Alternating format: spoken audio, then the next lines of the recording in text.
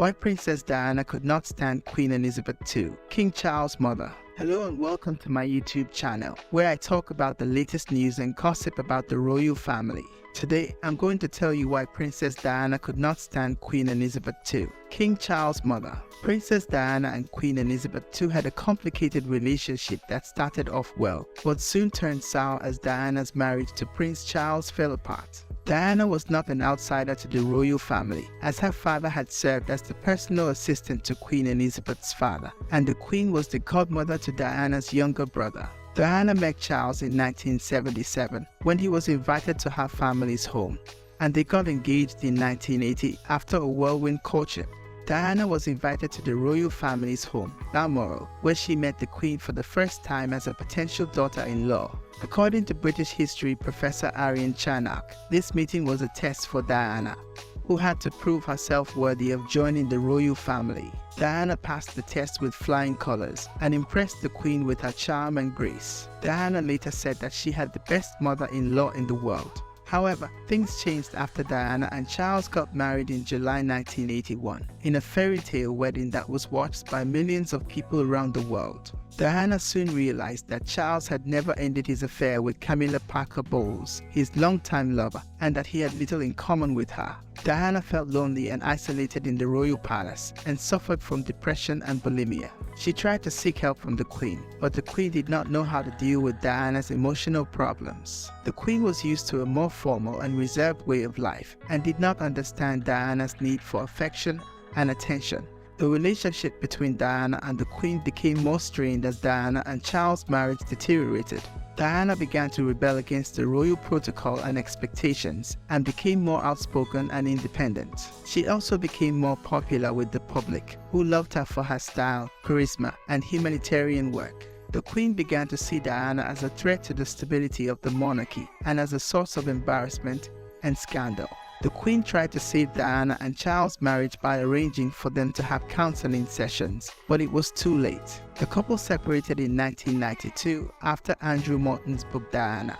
Her true story revealed shocking details about their unhappy marriage. The book was based on secret interviews that Diana gave to Morton, in which she exposed Charles' affair with Camilla, her own affairs, her suicide attempts, and her resentment towards the Queen. The Queen was furious with Diana for betraying the royal family and damaging their reputation. She also blamed Diana for influencing Prince Harry and Prince William, who were very close to their mother. The Queen wanted Diana and Charles to divorce as soon as possible, but Diana resisted at first. She wanted to keep her title of Princess of Wales and her access to her children. She also hoped that Charles would eventually come back to her. Diana finally agreed to divorce Charles in 1996 after receiving a generous settlement from him. She also agreed to give up her title of Her Royal Highness, but kept the name Princess of Wales. She hoped that this would allow her to have more freedom and privacy, but she was wrong. The media continued to follow her every move, especially when she started dating Dodi Fayed, an Egyptian billionaire. The Queen disapproved of Diana's relationship with Fayed, who was not only a Muslim, but also the son of Mohammed Al Fayed, a controversial businessman who had a feud with the royal family. The Queen feared that Diana would marry Fayed and that he would become a stepfather to Harry and William. She also worried that Diana would convert to Islam or move abroad with Fayed.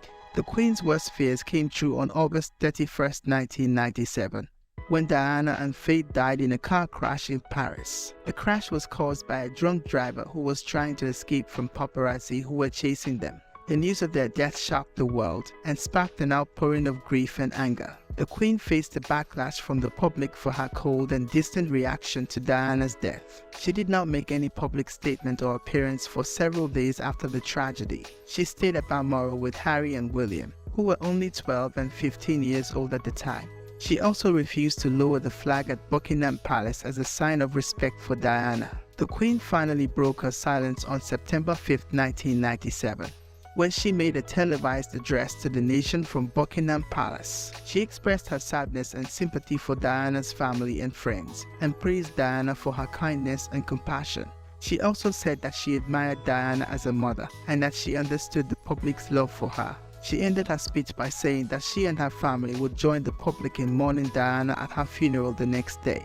The Queen's speech was well received by the public, who appreciated her sincerity and humility. The Queen also attended Diana's funeral at Westminster Abbey, where she bowed her head as Diana's coffin passed by. The funeral was watched by millions of people around the world who mourned the loss of the people's princess. The relationship between Queen Elizabeth II and Princess Diana was one of the most complex and fascinating in royal history. They started off as allies, but became rivals as Diana challenged the status quo of the monarchy. They had many conflicts and misunderstandings, but they also had moments of respect and affection.